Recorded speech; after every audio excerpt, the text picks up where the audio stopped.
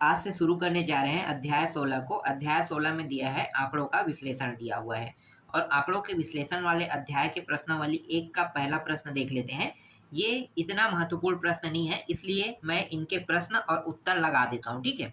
कोई खास प्रश्न नहीं है, इसको पढ़ने की आवश्यकता ही नहीं है, बस इसमें दिया है तो मैं आपको इसका उत्तर दे देता हूँ, ठीक है। आगे के प्रश्नों को देखेंगे जो वार्षिक पेपर में आता है। तो हम प्रश्न क्रमांक 2 से शुरू करेंगे, ठीक है। पहला प्रश्न देख लो और इसका उत्तर देख लो। चलो अब प्रश्न क्रमांक 2 पे आते हैं, ठीक है। प्रश्न क्रमांक 2 क्या है? प्रश्न क्रमांक 2 है 10 महीने में हुई वर्षा के आंकड़े निम्नलिखित है। देखो आंकड़ा दिया हुआ है, ठीक है। 10 महीने में जो वर्षा हुई है उनका आंकड़ा इस तरीके से दिया हुआ है, ठीक है। इन आंकड़ों से औसत वर्षा ज्ञात कीजिए कह रहा है। चलो औसत वर्षा ज्ञात करते हैं। तो औसत का सूत्र क्या होता है? औसत का सूत्र होता है जितने भी आंकड़े दिए हैं उन सभी का योग, है ना। तो उसको हम क्या कहते हैं? आंकड़ों का योग कहते हैं, आंकड़ों का योग। और इन सभी आंकड़ों के योग को भाग किसे देंगे? आंकड़ों की संख्या। जब हम उन संख्याओं को गिनेंगे तो जितनी संख्या है उन सभी से हम क्या करेंगे? इसे भाग दे देंगे, तो उसको हम कहते हैं आंकड़ों की संख्या, ठीक है। आंकड़ों की संख्या। चलो आंकड़ों का योग, तो जितने भी आंकड़े दिए हुए हैं ना इस प्रश्न में, उसको यहाँ पे मैं लिख लेता हूँ। तो देखो 243.50 दिया हुआ है, फिर जोड़ेंगे ना सभी आंकड़ों का योग, मतलब सभी को क्या करना है? जोड़ना है। फिर 266.00, तो मैं इसको सिर्फ 266 लिख लेता हूँ क्योंकि जीरो का कोई वैल्यू नहीं है दशमलव के बाद में, है ना। फिर 347.70। अगर देखो इसके बाद अगर 00 दशमलव बाद दिया हो तो कोई वैल्यू नहीं, लेकिन दशमलव बाद संख्या दिया है और 0 दिया है तो उसकी वैल्यू रहेगा, है ना। फिर 240 दशमलव, फिर यहाँ पे 00 दे रहा है तो मैं 00 को 240 बस लिख लेता हूँ, ठीक है। फिर 325.20 है। फिर 264.80 दिया हुआ है प्रश्न में, और दिया हुआ है 356.30 प्लस 211.60, 246.90 और दिया हुआ है 282.70, ठीक है। एक बार मिला लेते हैं, ठीक है। 243.50, 266 भी ठीक है, ये भी ठीक है, 240, 325 ठीक है, फिर 264.80 ठीक है, 356.30 ठीक है, 211.60 भी ठीक है, 246.90 भी ठीक है, और ये भी ठीक है, ठीक है। कितने संख्या? 1 2 3 4 5 6 7 8 9 10, ठीक है। कुल मिला के कितने हैं? 10। तो अब मैं इसको भाग दे दूंगा, कितने से दे दूंगा? 10 से, ठीक है। 10 से क्या करेंगे? इसको भाग दे देंगे। देखो आंकड़ों की संख्या, जितने भी आंकड़े हैं, है ना, उनको हम क्या कहते हैं? जब जोड़ते हैं तो आंकड़ों का योग कहते हैं। औसत निकालने का ये तरीका है। और आंकड़ों की संख्या, जितनी संख्या है, देखो 1 2 3 4 5 6 7 8 9 10, 10 से हमने क्या कर दिया? भाग दे दिया। ये होता है आंकड़ों की संख्या होता है, ठीक है। जब इन सभी को हम जोड़ेंगे तो जो कुल मान आएगा मैं उसको यहाँ पे लिख लेता हूँ, ठीक है। जोड़ने के बाद जो कुल मान आएगा वो आएगा 2784.7 आएगा। और 10 से हमें क्या करना है? इसको भाग दे देना है, ठीक है। तो भाग दे देते हैं। तो देखो यहाँ पे क्या है? दशमलव है, तो मैं पहले दशमलव को हटा लेता हूँ, ठीक है। तो इसको मैं ऐसे लिख सकता हूँ, इस तरीके से 7 में से दशमलव हट गया, ठीक है। और यहाँ पे पहले से कितना था? 10 था, तो ये दशमलव का क्या हो जाएगा?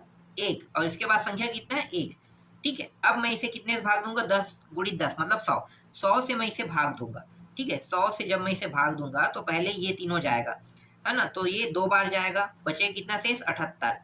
78 शेष बचेगा, इसमें 4 ले लेंगे तो 7 बार फिर जाएगा, ठीक है, क्योंकि 700 होता है। 784 दिखाई दे रहा है, 78 बचेगा तो 4 को मैंने पीछे से उतार लिया तो 784 बन गया। 784 में 7 बार हमने भाग किया, ठीक है। अब शेष कितना बचेगा? 84। 84 7 उठाएंगे तो 8 बार अब जाएगा, ठीक है, 8 बार चला गया। फिर 47 शेष बचा, 47 शेष बचा, दशमलव लगा देते हैं। दशमलव लगाएंगे तो एक बार क्या होगा? ये 400 बन जाएगा। जीरो लगाएंगे, दशमलव लगाएंगे मतलब जीरो, तो ये 400 हो गया, ये रहा। और फिर ये 7 बस बचा मतलब 70 बचा। 70 के पीछे में एक जीरो और डालेंगे तो 7 हो जाएगा, इस तरीके से, ठीक है। तो ये 278.47 क्या हुआ, औसत हमें प्राप्त हुआ। ठीक है, औसत मान क्या प्राप्त हुआ, 278.47। ठीक है, औसत मान है। तो यहाँ पे आपको लिख लेना है, चलो मैं लिख लेता हूं। अतः औसत वर्षा, ना वर्षा के बारे में निकाल रहे हैं, तो हर जगह अलग अलग वर्षा हुआ था। तो अगर हम सभी के औसत मतलब सभी के जहां जहां वर्षा हुआ है ना, अगर हम उसको समान करेंगे तो समान करने में कितना आया, 278.47। इसी को हम औसत कहते हैं, 47 मिलीमीटर होगा। ठीक है, मीटर नहीं कहते इसको, मिली और मीटर से ही नापते हैं क्या, हाँ मिलीमीटर से ही नापते हैं। ठीक ठीक, मिलीमीटर से वर्षा को नापा जाता है, मिलीमीटर लिख लेना। ठीक है, चलो अगला प्रश्न देखते हैं। देखो तीसरा प्रश्न क्या है, सबसे पहली 10 सम संख्याएं कौन सी है, इनका औसत ज्ञात कीजिए कह रहा है। ठीक है, चलो इसको भी बना लेते हैं। तो इन्होंने कहा कि 10 संख्या हमें बताना है जो शुरू से लेके 10 तक के जाएगा। मतलब समझो, है ना, 2 का पहाड़ा, 2 ही सम संख्या का पहला अंक है, तो 2 के पहाड़ा को मैं कितने बार पढ़ूंगा, 10 बार। ठीक है, तो 2 के पहाड़ा को जब मैंने एक बार पढ़ा तो कितना आया, 2 आया। ठीक है, 2 के पहाड़ा को मैं 2 बार पढ़ूंगा, ठीक है, तो कितना आएगा, 4। 2 के पहाड़ा को जब मैं 3 बार पढ़ूंगा तो 6। 2 के पहाड़ा को मैं 4 बार पढ़ूंगा तो 8। 2 के पहाड़ा को मैं 5 बार पढ़ूंगा तो 10। 2 के पहाड़ा को मैं 6 बार पढ़ूंगा तो 12। 2 के पहाड़ा को मैं 7 बार पढ़ूंगा तो 14। फिर 2 के पहाड़ा को 8 बार पढ़ो तो 16 आएगा। 2 के पहाड़ा को 9 बार पढ़ो तो 18, और 2 के पहाड़ा को 10 बार पढ़ो तो 20 आएगा। ठीक है, ये आपको समझ में आ रहा है। 2 के पहाड़ा को जब हम 1 से लेके, ठीक है, 2 के पहाड़ा को इस प्रश्न में स्पष्ट बोला है। ठीक है, सबसे पहली 10 संख्या, तो 10 संख्या देखो कितने बार हमने पढ़ा, 10 बार, तभी तो होगा ना 10 संख्या। तो 2 के पहाड़ा को मैंने 10 बार पढ़ा, तो देखो कितना आया, 2 से लेके 20 तक, ये सभी सम संख्या है। बिल्कुल, अब मैं क्या करूंगा, इनका औसत निकालूंगा। औसत निकालने का तरीका क्या है, मैंने इन पहाड़ों को पढ़ा है ना, तो मतलब दाम को पढ़ा है, तो इसको हम क्या कहेंगे, दामों, एक सेकेंड, दामों का योग कहेंगे। बिल्कुल, ठीक है, या इन संख्याओं का योग कह सकते हो। ठीक है, और दामों की संख्या, तो दामों का योग देखो, यहां से क्या करना है, आपको सबको जोड़ देना है। ठीक है, तो जोड़ दो, 2 + 4 + 6 + 8 + 10 + 12 + 14 + 16 + 18 + 20, सबको जोड़ेंगे। दामों की संख्या कितनी है, 10, है ना, 10 तक की गया, देखो 1 से लेके कहां तक गया, 10 तक गया। तो दामों की संख्या कितनी है, 10। जब हम सभी को जोड़ेंगे, इन सभी को, तो जोड़ने में कितना आ रहा है, 110 आएगा, और 10 से जब हम भाग देंगे तो इसका जो उत्तर आएगा वो 11 आएगा। कितना आएगा, 11। ठीक है, तो औसत मान कितना आया, 11 आया। तो यहाँ पे आपको लिखना है, अतः पहली 10 सम संख्याओं का औसत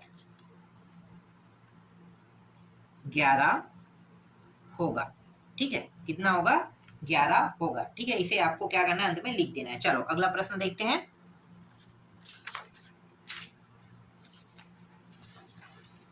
तो देखो चौथा प्रश्न क्या है, तो चौथा प्रश्न है, 5 अलग अलग शहरों में चावल के दाम का औसत ज्ञात कीजिए। देखो चावल के दाम का औसत ज्ञात करना है। इस प्रश्न में शहर दिया है ABCDE दिया हुआ है, और दाम दिया हुआ है 25, 28, 30, 31, 32 दिया है। ठीक है, चलो इसको भी हल कर लेते हैं, सेम जैसे हमने बाकी प्रश्नों को हल किया वैसे ही इसको भी हल करेंगे। ठीक है, तो पहले हम क्या करेंगे, औसत, है ना, तो यहाँ पे हम पहले औसत का सूत्र लगा लेते हैं। ठीक है, तो औसत, तो औसत दिया हुआ है ना, तो आंकड़ों का योग कर देते हैं।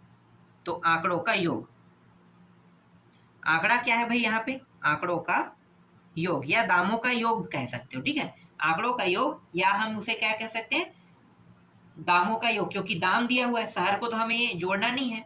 ठीक है, हमें जोड़ना किसको है, हमें दामों का योग को जोड़ना है, दामों का योग या फिर आप उसे आंकड़ों का योग भी कह सकते हैं, ठीक है।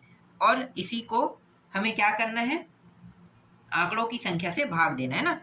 तो आंकड़ों की संख्या, ठीक है। दामों का योग देखो कितना दिया, 25, ठीक है। इस प्रश्न में दिया हुआ था 25 दिया हुआ है, 28 दिया हुआ है, 30 दिया हुआ है, फिर 31 और फिर 32 यही दिया हुआ था, ठीक है।